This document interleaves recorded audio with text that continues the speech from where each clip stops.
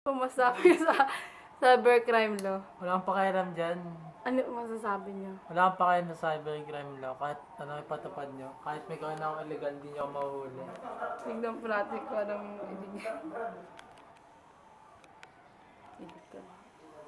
interpret natin.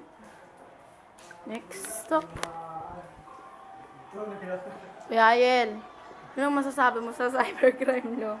Ang masasabi ko sa cybercrime law, bakit ganun? Hindi namin makapag-download ng movie. Bakit? Bakit? Yan ba natin? Nagda-download pa naman ako. Kitang-kita. Huli. Bakit ganun? Bakit? Tignan natin. Kuya Pat. Huwag ako. Ito po, nanonood ng ano. Anong masasabi mo sa cybercrime law? Tama lang. Ay, magpakita. Kaya pala siya. Butak mo siya. Buwan, dapat nagkakaroon ka.